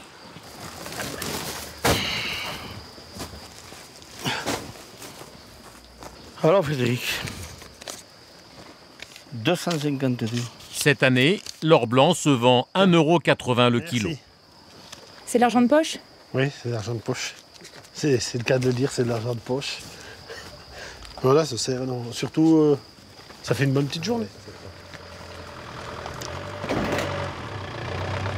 Le collecteur continue sa tournée. Chaque soir, il transporte environ 2 tonnes de narcisses.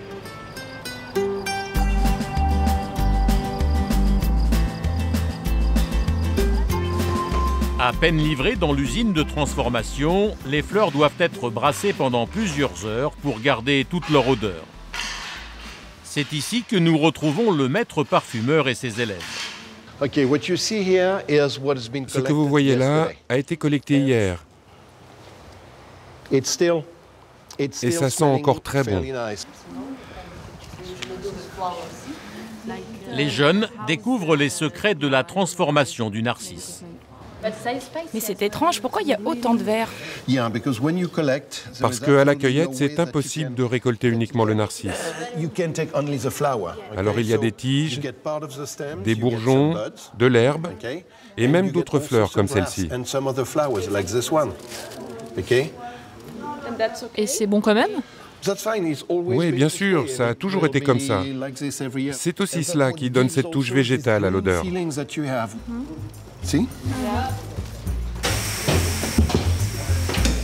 Après le brassage, les fleurs sont placées dans une cuve.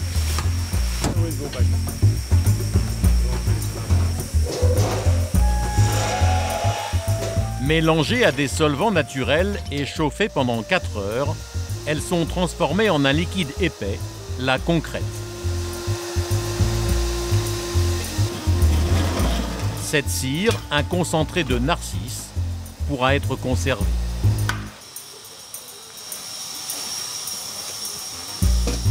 Pour ce pot de 15 kilos, il a fallu récolter plus de 7 tonnes de fleurs sauvages.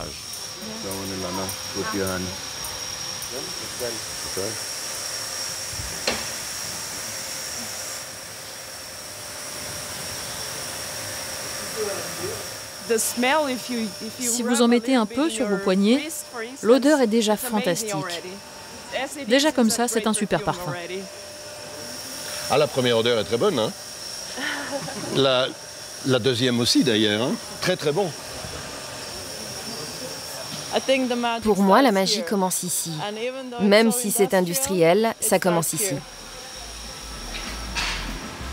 La concrète de narcisse du Cantal sera ensuite acheminée vers Grasse avant d'être transformée en une matière encore plus raffinée, l'absolu. De là naîtront les plus grands parfums.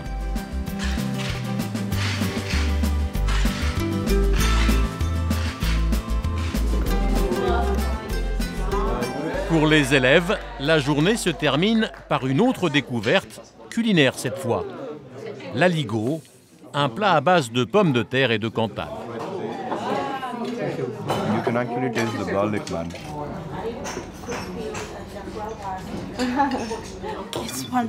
C'est fantastique, j'adore ça. C'est trop dur de résister, alors on mange avec plaisir. Levons nos verres à l'Aubrac et à l'Aligot et à tout ce qui vous a plu pendant ce voyage.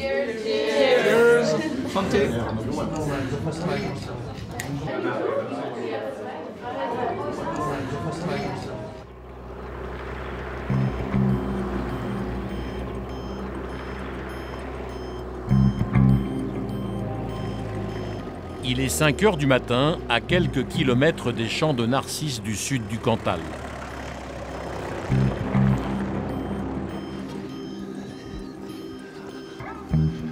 On arrive juste à temps, regarde. Ouais. Ça va chauffer un peu. Qu'est-ce qui fait froid au moment où il se lève? Deux amoureux de l'Aubrac s'approchent du lac de Saint-Andéol.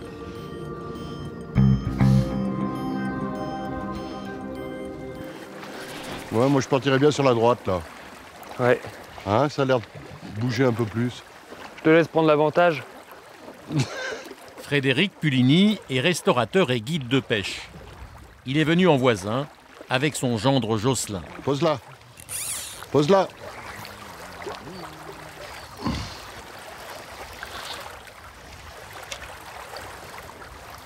Toute l'année, lorsque le temps le permet, il pêche le brochet et la perche. Hop!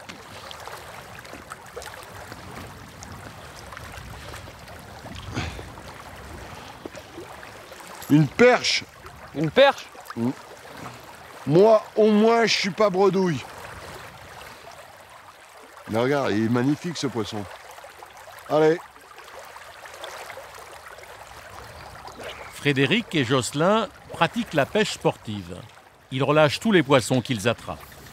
Les plus beaux poissons, c'est ceux qu'on a ratés, en fait. Donc tout ce qui n'est pas pris reste à prendre. Et c'est ça qui est important. Ces lacs de tourbe donnent à cette région quasi désertique un cachet unique. Ce lac, il laisse l'imagination partir loin. Vu l'échelle du paysage, on est quand même petit. Je pense qu'on touche du doigt l'immensité.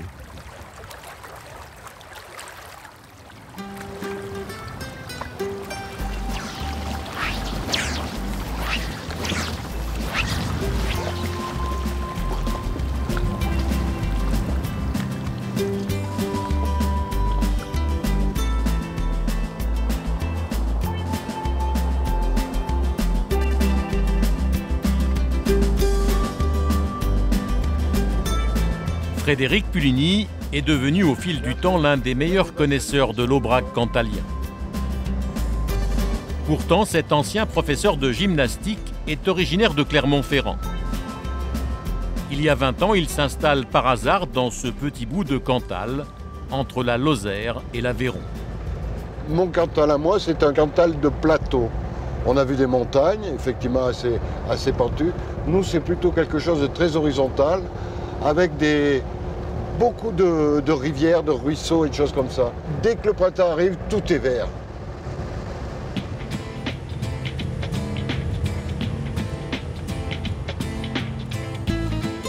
Frédéric vit à Saint-Urcise, un village perché à 1000 mètres d'altitude au-dessus de la vallée du Besse.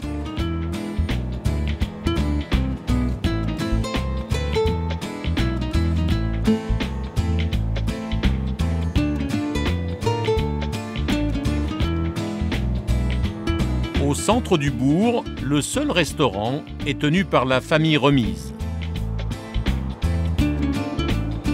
C'est ici que Fred est tombé amoureux du Cantal.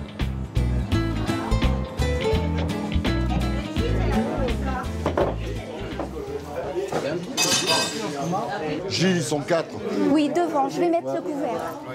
Il y a 20 ans, il rencontre Isabelle. C'est elle qui tient le restaurant. Ensemble, ils décident de relancer ce lieu qui est dans la famille d'Isabelle depuis 5 générations. Aujourd'hui, c'est toujours une affaire de famille. Jocelyn, le gendre, est en cuisine. Et Lucille, la fille d'Isabelle, s'occupe de la salle. L'hôtel Remise est le seul lieu de vie de Saint-Urcize.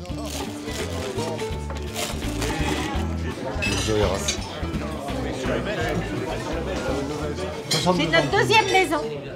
Qu'est-ce que vous venez chercher ici?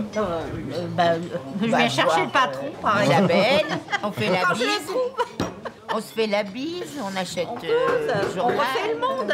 C'est un cinéma permanent aussi. Tout change, vous avez les actualités, vous avez des fois un film comique, vous avez un film des fois pathétique, vous avez tout ici, tout. Et puis ça peut changer en 5 minutes de temps.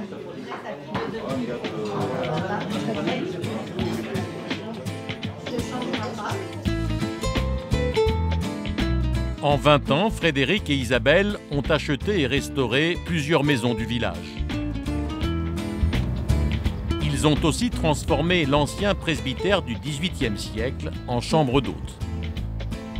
Aujourd'hui, Frédéric a rendez-vous avec un ébéniste pour réparer l'imposante porte d'entrée. Qui va se trouver. Ah, tu me mets du bois comme ça. Eh oui. Saint-Urcize était une étape sur le chemin de Saint-Jacques-de-Compostelle. La porte raconte encore l'histoire de ce pèlerinage. 2005. Les maisons qui appliquaient la coquille Saint-Jacques signalaient tout simplement qu'elles offraient le gîte et le couvert aux pèlerins de Saint-Jacques.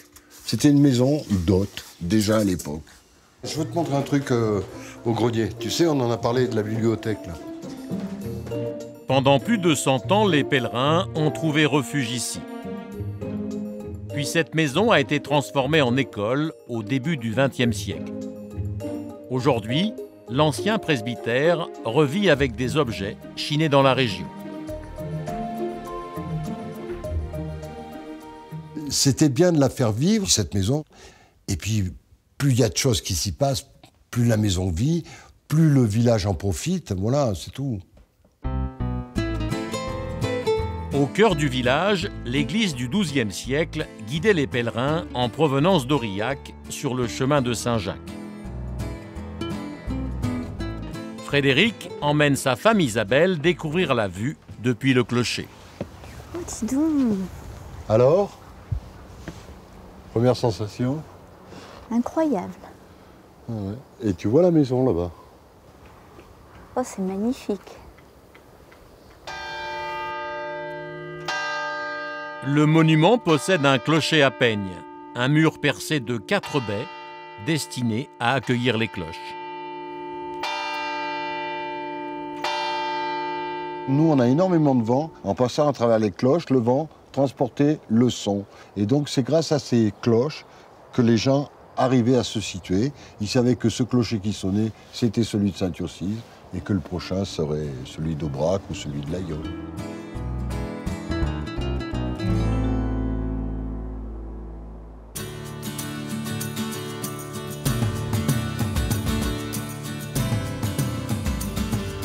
Nous retournons dans le nord du Cantal à la rencontre de passionnés qui ont sauvé un autre patrimoine.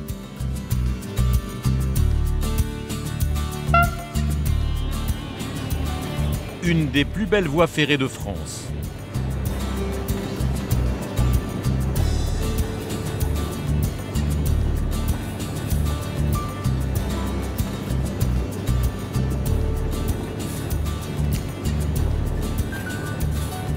Nous arrivons au col de Pierrefitte, point culminant de notre parcours à 1061 mètres d'altitude.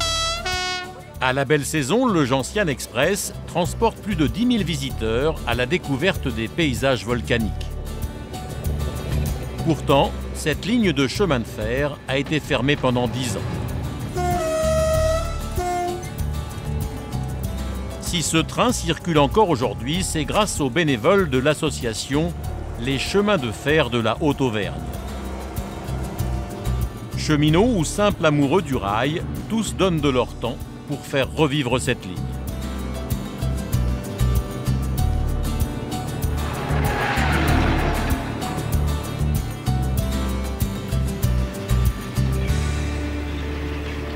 Aujourd'hui, c'est le jour de fermeture au public.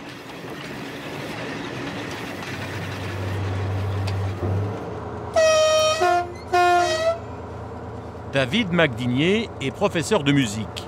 Il est venu parfaire sa formation de conducteur de train. Et la pancarte S, tu te rappelles ce que ça veut dire, hein? Siffler, évidemment. Voilà. Et pourquoi il y a des pancartes comme ça, tu le sais aussi? Tu te rappelles? C'est pour les passages à niveau non gardés. Voilà, tout à fait. Absolument.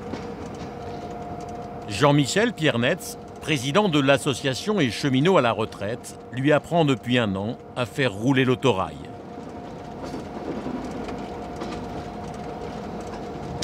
Bon, là, on va passer dans le grand tunnel de l'Estampes.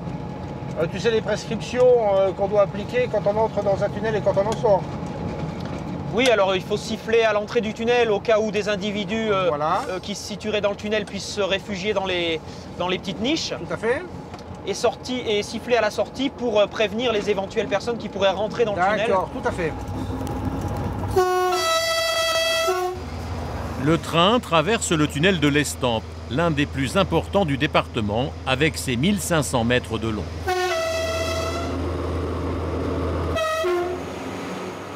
Dans les tunnels, on doit éviter de s'arrêter, sauf si on est obligé bien sûr.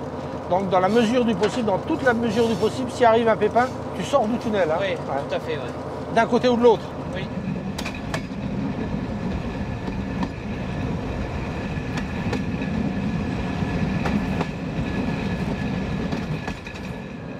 Originaire d'Aix-en-Provence, enfant, David venait passer ses vacances dans la région. Étant gamin, je voyais passer les 2800, donc ces autorails-là. Je les voyais passer et à chaque fois j'avais envie d'y monter, évidemment j'avais envie de le prendre et je ne l'ai jamais fait en fait. Et c'est l'association qui m'a permis de découvrir la ligne que maintenant je connais pour ainsi dire comme ma poche. C'est un vrai plaisir de circuler sur cette ligne et à plus forte raison quand on conduit et qu'on est devant et qu'on a le paysage qui s'ouvre. Que du bonheur.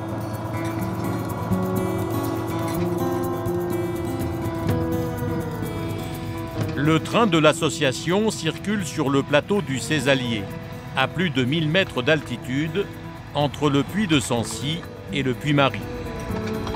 Il emprunte une ligne construite en 1908 qui servait à acheminer le vin du Languedoc vers la capitale par le chemin le plus court, en traversant le Massif central. C'est l'une des voies ferrées les plus pentues de France.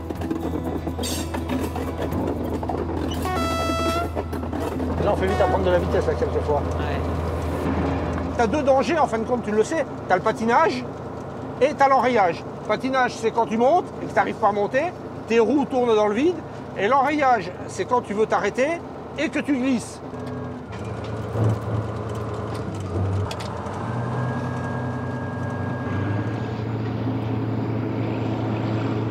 Qu'est-ce qui pousse un prof de musique à venir conduire un train? Mais je pense que l'autorail a une certaine musique. Je pense que notamment la sonnerie qu'on vient d'entendre, vous avez le bruit du moteur, vous avez le tac-tac des roues du train sur les joints des rails. C'est aussi un voyage intérieur, c'est un voyage qui permet aussi de se ressourcer au sein de ces paysages magnifiques.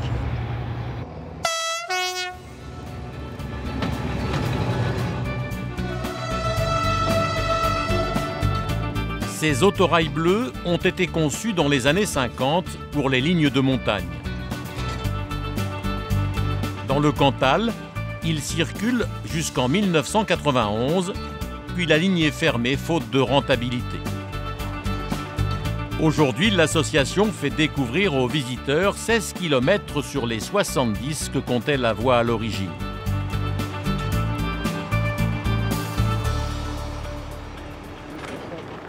Jean-Michel et David ont rejoint d'autres bénévoles pour une tournée d'inspection.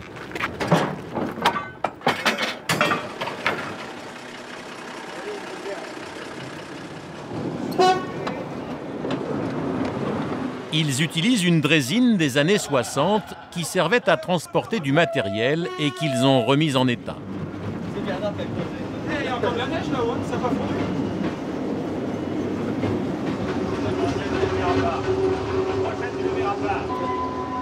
C'est Jean-Michel qui est aux commandes. C'est très convivial, la Grésine, tout le monde est autour du conducteur, donc c'est pas mal pour voyager, c'est pas mal pour pique-niquer. On a une vision panoramique, c'est bien, on voit tout quoi. Voilà.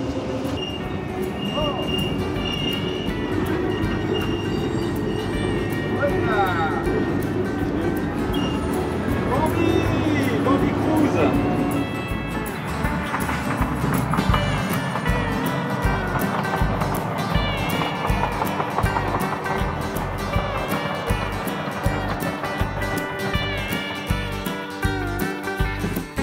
Direction le plus bel ouvrage d'art de la ligne, le viaduc de Barajol. Édifié en 1908, il est entièrement construit en roche basaltique de la région. Inscrit à l'inventaire des monuments historiques, c'est l'un des plus hauts viaducs d'Europe.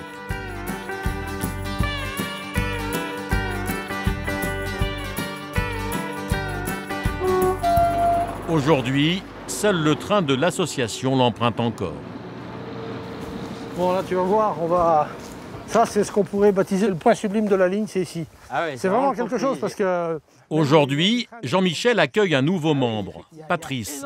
Peu de gens qui ont cette chance de voir ce joyau quand même en pleine nature. Ah oui, c'est juste magnifique là. T'as une vue grandiose. Il veut lui faire découvrir un point de vue imprenable sur les arches de l'édifice. Ça te fait 84 mètres. Waouh. Un mur de 84 mètres. C'est juste incroyable. Et quand tu penses qu'il y avait une cité en bas... C'est merci aux anciens. Merci aux anciens. Ceux qui ont travaillé, qui ont logé sur place ici pour faire ce viaduc. Magnifique. Non, c'est impressionnant. On ne reconstruira plus jamais des viaducs comme ça. Donc il faut absolument qu'ils restent dans le patrimoine. Quand j'ai fondé cette association, c'était justement parce que je pensais à tous ces gens qui avaient construit cette ligne, ce viaduc, avec peu de moyens, des gens qui venaient de toute la France, de tas de régions, qui avaient quitté leur famille souvent pour venir travailler sur la ligne. Ça aurait pu être mon grand-père qui a travaillé là, ou mon père. C'est émouvant.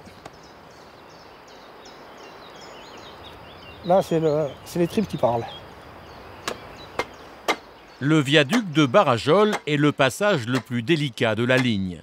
Il faut vérifier avec précaution l'état de la voie. Bernard est un cheminot à la retraite. Après 37 ans passés à la maintenance des rails, il a rejoint l'association il y a un an.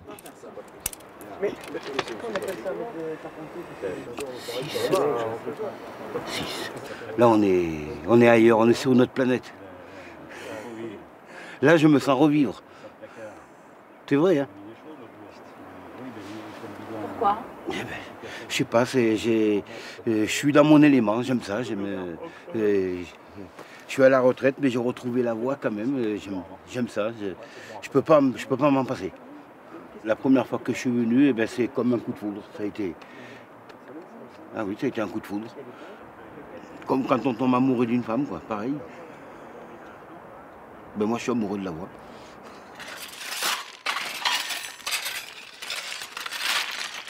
En moyenne, les bénévoles consacrent 20 jours par an à l'entretien de la ligne.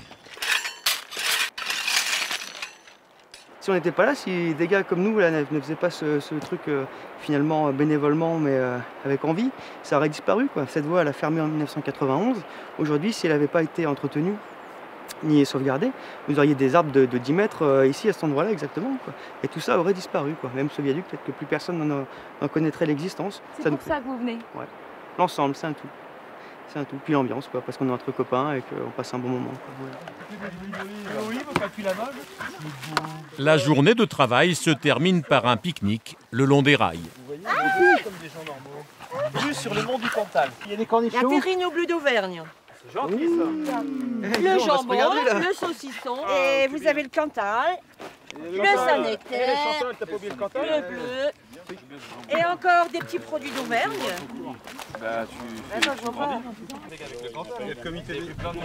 Ouais, laissez-moi manger parce que tout ce qui nous plaît finalement est rassemblé là, voilà. Le rail, le train, le paysage, le pays, les amis, tout le monde est là. Allez, à la santé des chemins de fer de la Haute-Auvergne. Voilà, allez.